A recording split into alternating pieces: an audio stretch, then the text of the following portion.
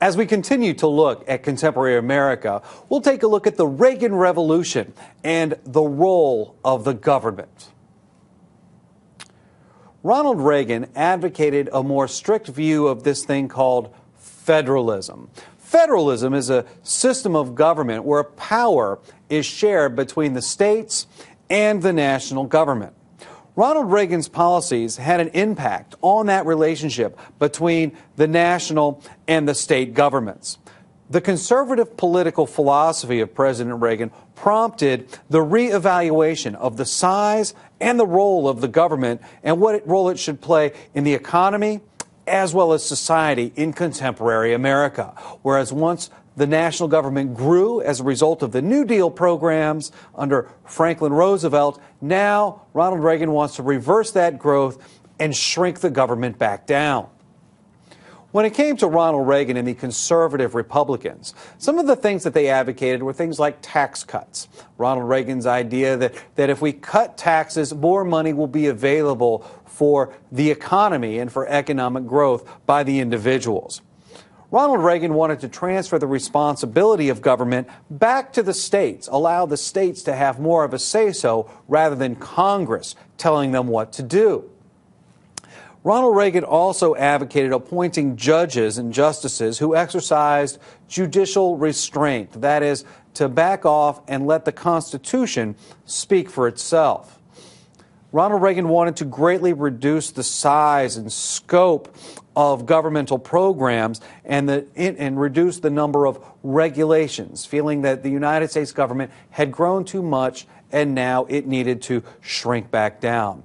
All the while, Ronald Reagan was focused on, as we've talked about before, ending the Cold War and bringing economic pressure against the Soviet Union by building up the American military. We cannot afford to fall behind when the end is almost near. We need to show our power, show our force, and force the Soviet Union to collapse.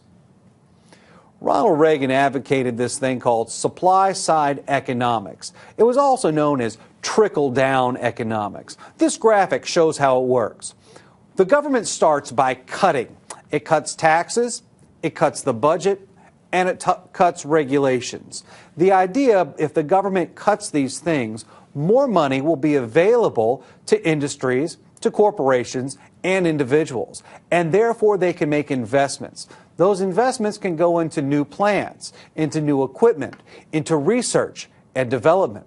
And therefore, by putting more money into those, we'll have economic recovery because we'll have greater production, we'll have more people working, so there will be a greater supply or greater demand for these goods, and now supply can work towards the demand. And inflation will be a thing of the past as supply goes towards, as the demand goes more and supply rises up. This is the plan for economic recovery.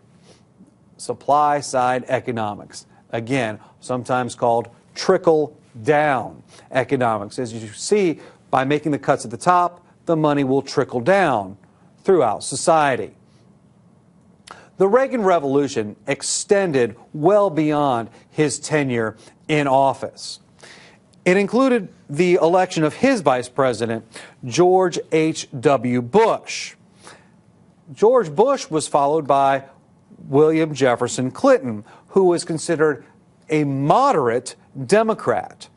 In 1994, the Republicans reclaimed the House of Representatives in Congress in the 1990s, and then that was followed by, in 2000, the election of conservative George W. Bush. So as you can see, the move to Reagan in the 1980s allowed America to stay on the right-hand side. Trickle-down economics did have its critics. As this artist points out, we see what trickles down from the rich to the rest. But many conservatives today are now bringing back these ideas of trickle-down, fiscal conservatism, and supply-side economics, and many would like to revisit these ideas today. As we continue to look at contemporary America, we're going to analyze the role that the government actions have as they impact the American economy. So what roles does the government play in the United States economy. It starts with the Fed.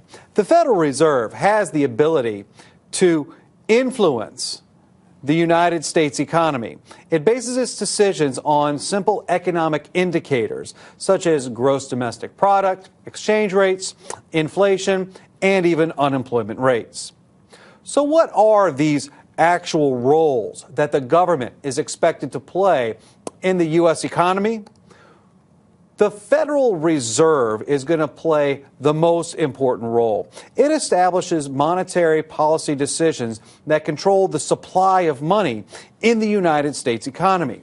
They can expand the amount of money that's in the economy or shrink it. This can either cause inflation, making the value of the dollar less, or deflation, making the value of the dollar more. The Federal Reserve takes a careful look at the economy. We don't want it to get too high, and we certainly don't want it to get too low.